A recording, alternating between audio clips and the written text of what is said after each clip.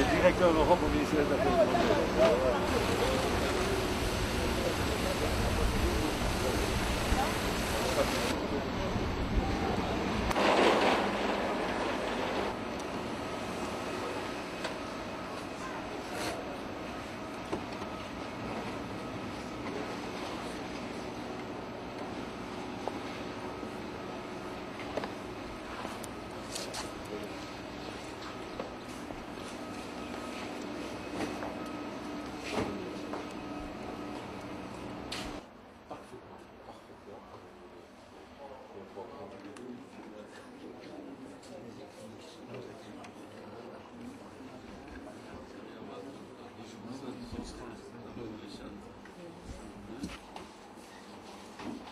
Leurs Excellences.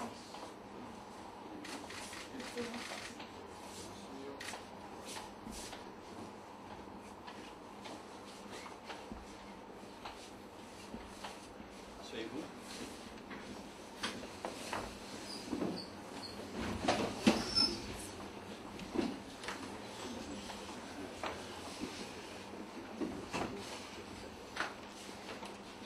Alors, je vous présente la partie congolaise. Le vice-ministre, vous l'avez vu à l'aéroport hier, il est venu pour recevoir. Le directeur du cabinet des affaires étrangères, le conseiller principal diplomatique du chef de l'État, et Madame Sengeshi, secrétaire générale du ministère. Elle a étudié en Belgique, je pense. Oui, à l'ULB et à Chodogne.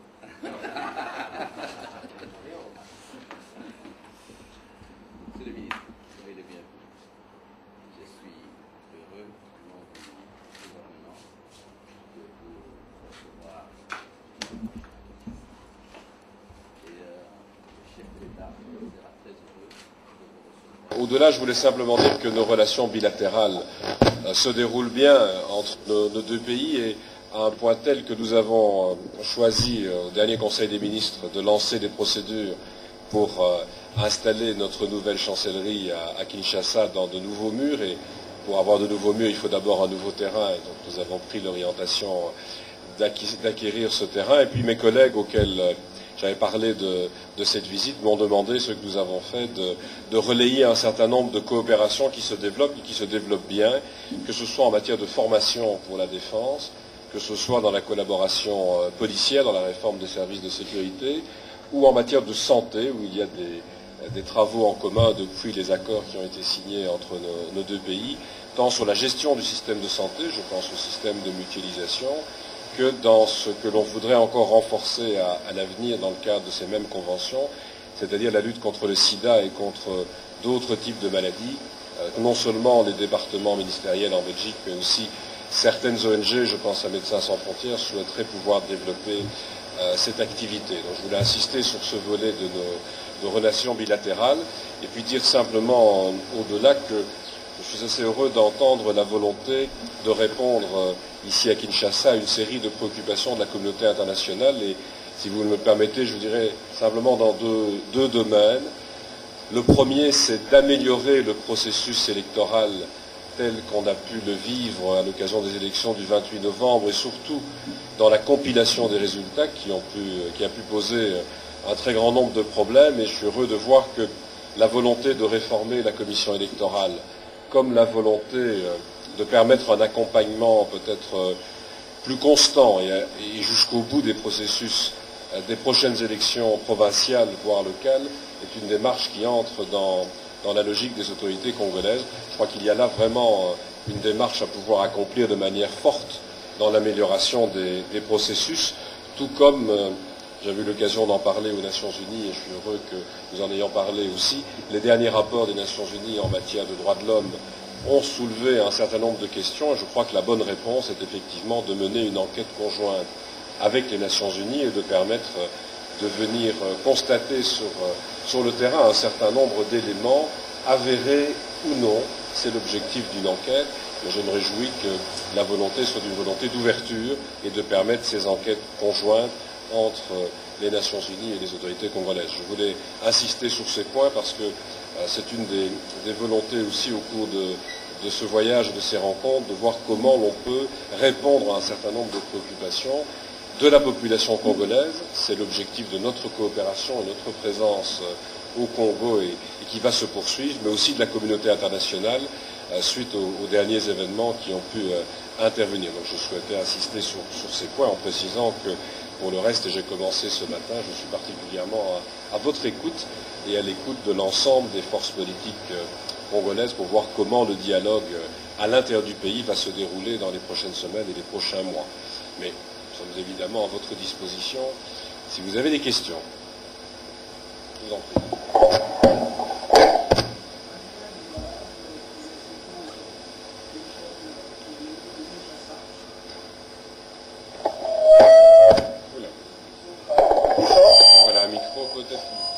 Je me nomme Fabien Lumbala de Télé 50. Monsieur Randès, le reste du processus électoral en République démocratique du Congo est très important pour la jeune démocratie congolaise. Les partenaires traditionnels de la RDC ont traîné les pieds pour financer les élections législatives et présidentielles. Et quelle sera la valeur de l'enveloppe que la Belgique compte allouer à la RDC pour justement améliorer le reste du processus électoral? Alors tout d'abord, je crois que progressivement, il est sain que le processus électoral soit pris en charge par la communauté nationale. Vous savez que les élections de 2006 avaient été prises en charge par les Nations Unies essentiellement et par un certain nombre d'acteurs internationaux. Les dernières élections ont été, c'est vrai, essentiellement prises en charge par la communauté congolaise elle-même. C'est la première fois que le Congo organisait par lui-même des élections et c'est la raison pour laquelle nous souhaitons, c'est le premier point sur lequel je voulais insister, en tirer les leçons ensemble et voir comment améliorer le processus pour l'avenir. Parce que, deuxième élément, les élections provinciales et locales, c'est probablement le moment le plus fort sur le plan démocratique. C'est là que la population peut être la plus proche de ses élus et dans tous nos pays. C'est à ce moment-là que la démocratie vit probablement le plus fort. Donc nous souhaitons pouvoir aller dans ce sens. Mais vous comprendrez que pour aller aussi dans le sens d'un financement de ces opérations électorales, il faut que l'on voit progresser, je l'ai dit, la manière dont le processus se déroule. C'est vrai pour la Commission électorale nationale indépendante. Je crois qu'il y a là des leçons à tirer sur son fonctionnement et aussi sur la capacité de la communauté internationale d'accompagner le processus, pas seulement jusqu'au jour des élections, mais peut-être jusqu'au jour de la proclamation des résultats. Alors pour ce qui concerne la Belgique, il y a une somme de 3 millions d'euros qui est réservée pour ce processus et que nous aurons l'occasion de libérer en fonction justement des réformes qui vont intervenir pour améliorer le processus électoral d'ici les élections provinciales d'abord, les élections locales ensuite.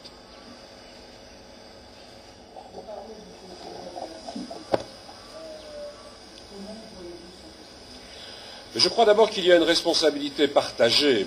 J'ai suivi les élections du 28 novembre, je suis arrivé au département des Affaires étrangères quelque temps après, au début du mois de décembre, et la première chose qui m'a frappé, c'est que tout le monde a reconnu, et je tiens à le souligner, une très grande participation du peuple congolais aux élections, un très bon fonctionnement du processus électoral le jour des élections, et j'ai entendu cela, je tiens à le souligner, de toutes les forces politiques, y compris dans mon propre pays, quelles que soient les formations politiques, tous les observateurs qui sont venus le jour des élections, le 28 novembre, l'ont constaté, dans le processus comme dans le dépouillement, même s'il y a eu des irrégularités et s'il y a pu y avoir des violences ici ou là.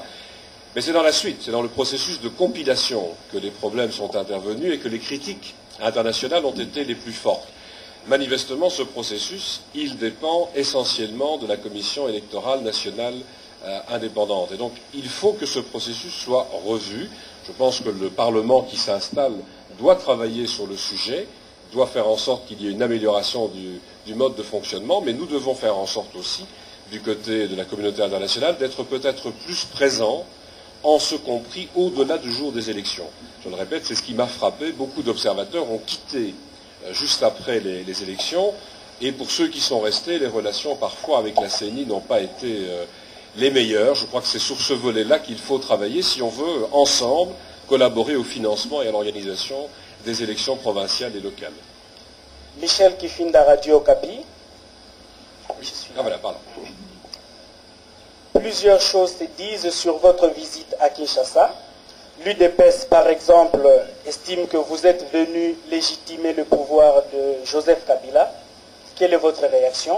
Et deuxièmement, la presse nationale pense d'une probable soutenance de M. Kengo Adondo comme Premier ministre prochain. Comment réagissez-vous? Alors, comme ministre des Affaires étrangères d'un pays indépendant comme la Belgique, je n'ai aucune volonté dans aucun de mes voyages consistant à légitimer ou non un pouvoir en place. Ce sont des institutions nationales, à la suite d'un processus électoral interne, qui organisent les institutions d'un pays. Il ne m'appartient pas de légitimer ou non la situation dans un pays en particulier, que ce soit le Congo ou un autre. Il y aura des élections cette année, vous le savez, dans des pays très importants à travers le monde. Il ne m'appartiendra pas non plus de légitimer ou non le pouvoir en place. Il m'appartient encore moins de choisir ou de donner une quelconque indication sur le choix d'un Premier ministre. C'est déjà suffisamment difficile en Belgique de former un gouvernement que pour donner une quelconque indication sur la manière de faire ici. Par contre, ce que je peux vous confirmer, c'est que je suis ici pour dialoguer, pour entendre toutes les forces politiques, et je serai évidemment ravi de rencontrer les représentants élus à l'Assemblée congolaise de toutes les formations politiques. Mais je n'ai évidemment l'intention de forcer personne à me rencontrer. Cela étant, si l'on veut ouvrir le dialogue, la meilleure formule est de le faire en acceptant la discussion, la rencontre et l'échange d'idées. Oui. Ah, le micro.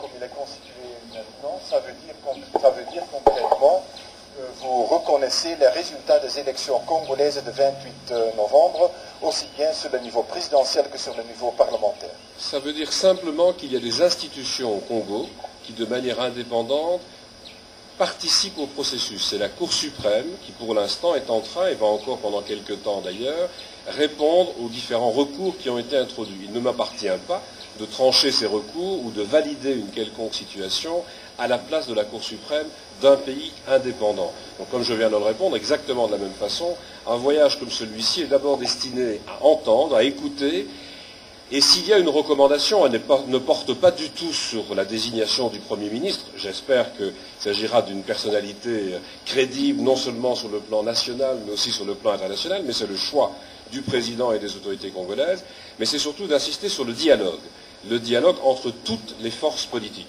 Et j'espère d'abord que toutes les forces politiques accepteront aussi de dialoguer avec nous. C'est le but de cette visite. J'ai proposé de rencontrer toutes les formations politiques, de la majorité comme de l'opposition, présentes au Parlement, et puis de faire en sorte que le Parlement puisse fonctionner de la meilleure façon possible. Mais je l'ai dit, nous avons émis un certain nombre de critiques sur l'organisation des élections, la compilation des résultats, et c'est aussi une des raisons de ce voyage, de faire en sorte que, pour les échéances suivantes, qui sont très importantes, les échéances locales, il y ait une amélioration du processus en tirant des leçons de ce qui n'a pas fonctionné.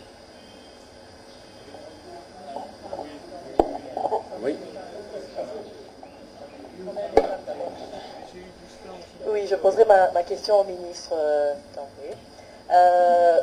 En fait, on sait que maintenant, le prochain gouvernement sera bientôt en place et que votre législature arrive presque à sa fin. Pourquoi avoir invité le ministre belge en ce moment même? Non. Alors l'autre question, ça sera peut-être au ministre comme ça.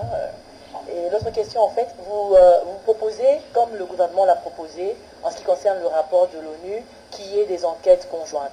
Est-ce que ça veut dire que vous aussi, vous rejetez ce rapport de l'ONU qui a été fait? C'est une question. Ensuite, dans votre programme, vous prévoyez de rencontrer des membres de l'opposition. Nous savons que l'opposition, ce n'est pas seulement l'UDPS. Alors, quel est le message que vous allez adresser à tous ces gens de l'opposition que vous allez voir, sachant que la plupart d'entre eux contestent les résultats et que d'autres se sont refusés à utiliser les voies légales pour contester ces résultats? Merci. Bon, alors, pourquoi avoir invité maintenant M. Reinders? Tout simplement parce que l'État ne s'arrête pas. L'État continue. Et il est évident que sur le plan bilatéral, ce n'est pas le fait que nous soyons en affaires courantes ou qu'il y ait un prochain gouvernement dans quelques semaines qui change nos relations sur le plan bilatéral. Ce voyage, nous l'avions décidé au mois de décembre lorsque M. Reinders m'avait reçu à Bruxelles et on l'a fait pratiquement à la période qui était convenue à cette époque-là. Alors je vais répondre également en ce qui concerne la commission d'enquête conjointe. Il va pouvoir compléter. C'est nous, côté congolais, qui avions demandé cette commission d'enquête conjointe. Parce que nous avons estimé qu'il y avait beaucoup d'affirmations qui étaient outrancières. Lorsque ça provient de la presse, ça n'a pas beaucoup d'importance. Lorsque ça vient des ONG, ça n'a pas beaucoup d'importance. Mais lorsque ça vient d'un organisme des Nations Unies, nous avons considéré qu'il fallait faire la lumière pleine et entière. Simplement 2 points pour terminer sur lesquels vous avez insisté. Le premier, cette enquête conjointe, c'est justement l'inverse d'un rejet d'un rapport. C'est le prendre en considération que d'accepter qu'une enquête conjointe ait lieu. Et moi, je salue la volonté des autorités congolaises d'ouvrir complètement les portes et de faire en sorte que l'enquête puisse porter sur l'ensemble des éléments du rapport. C'est ce que nous demandons quand un pays fait l'objet de ce genre de rapport. Nous demandons d'ailleurs une bonne collaboration avec le Conseil des droits de l'homme à Genève, au sein des Nations Unies, de la même façon. C'est une très bonne démarche d'ouvrir les portes et d'avoir une enquête conjointe, ce qui est la demande de la communauté internationale. Pour le reste, je vous dirais que, je répète ce que j'ai dit, nous allons surtout dialoguer pendant cette période. Le message à toutes les forces d'opposition comme de la majorité, et pas seulement à l'UDPS, à toutes les formations représentées au Parlement, c'est un message aussi de dialogue. Pour qu'il y ait un dialogue, il faut que la majorité ouvre ce dialogue, mais il faut aussi que l'opposition y participe. Et je crois que la période actuelle de formation d'un gouvernement est une bonne période pour venir insister sur cette nécessité de crédibilité des institutions, mais de fonctionnement de ces institutions. Et pour les faire fonctionner, il faut que et la majorité et l'opposition y participent. C'est le message que nous allons faire passer auprès de différents interlocuteurs. Mais je le répète, c'est la responsabilité des autorités congolaises, des participants au débat politique au Congo, de faire fonctionner ce processus. Nous n'avons pas à donner une indication sur ce sujet, nous avons simplement à attirer l'attention sur la nécessité du dialogue. Et je viens d'un pays où l'on a éprouvé depuis pas mal de temps la nécessité et l'importance d'un dialogue entre l'ensemble des participants au débat politique. Voilà, je vous remercie en tout cas de votre présence. Merci. Et merci encore de votre accueil. Merci.